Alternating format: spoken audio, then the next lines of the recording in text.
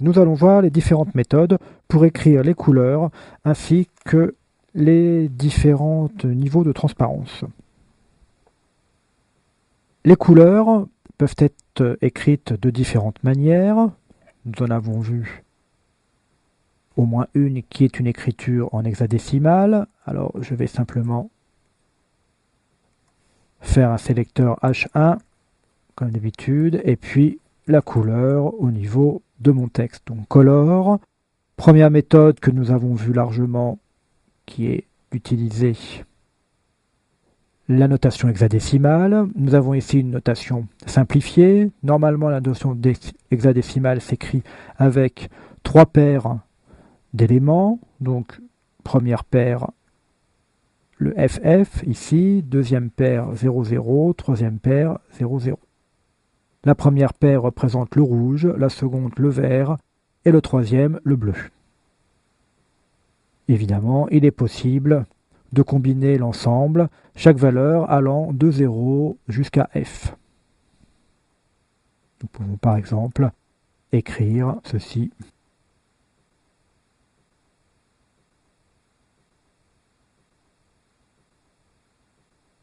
C'est une couleur également hexadécimale, 2, 4 et 6.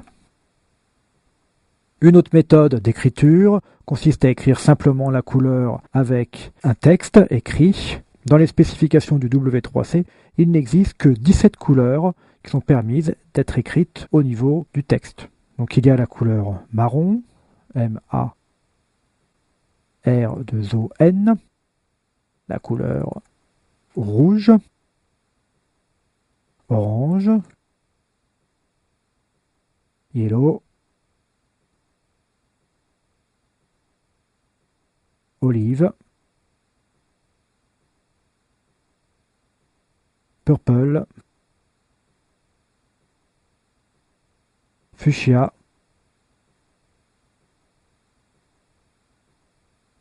F-U-C-H-S-I-A,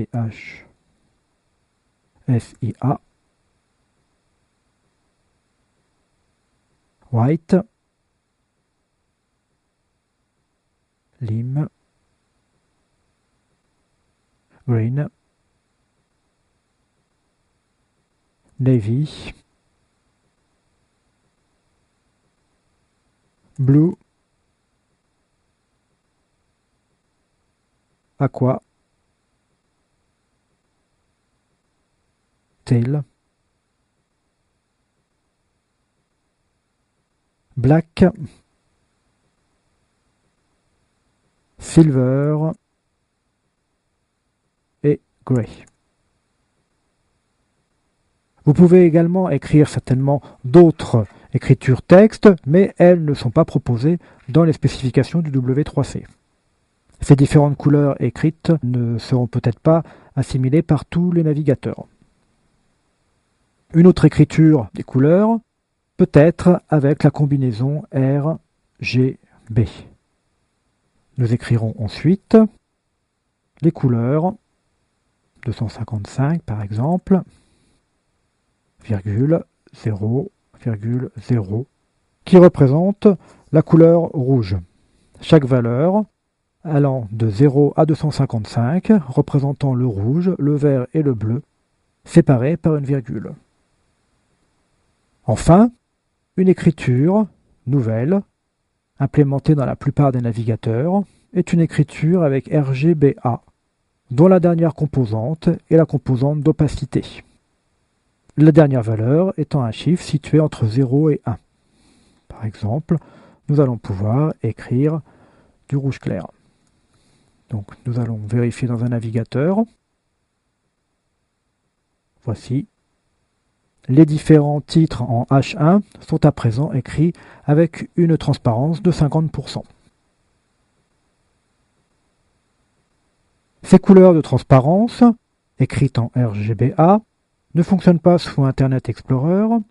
Il est cependant possible de détourner le problème en utilisant le filtre permettant de réaliser des couleurs dégradées que nous verrons dans la prochaine leçon. Au niveau des boîtes, nous pouvons également réaliser des boîtes semi-transparentes. Pour cela, nous utilisons la propriété opacity. Je vais utiliser la propriété opacity sur l'ensemble de notre page, donc sur l'élément conteneur. Opacity. Nous allons donner à cette propriété opacity une valeur située entre 0 et 1. 0.2. Point virgule. Enregistre. Dans Firefox, nous avons à présent effectivement notre conteneur qui est semi-transparent.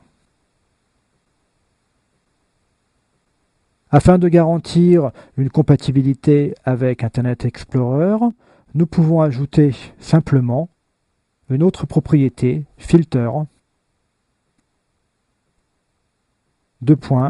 alpha,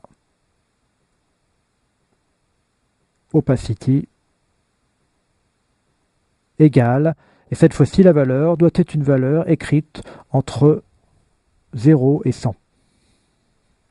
Donc, pour le cas présent, nous écrirons 20.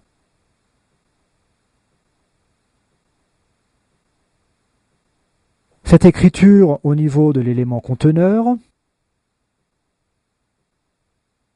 nous affiche à la fois le conteneur semi-transparent, mais également les éléments contenus dans le conteneur. C'est-à-dire que les images sont également semi-transparentes, ainsi que les textes. Pour avoir un conteneur dont seul l'élément d'arrière-plan, la couleur d'arrière-plan est semi-transparente, nous n'utiliserons pas cette méthode. Nous allons utiliser la méthode d'écriture RGBA. Color, background color,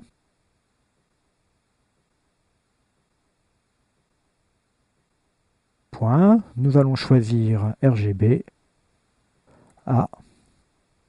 Nous allons vouloir également utiliser une couleur blanche au niveau de la couleur d'arrière-plan, donc 255,255,255. Et enfin, au niveau de l'opacité, nous allons mettre la même opacité que précédemment, 0.2. Enregistrons et vérifions.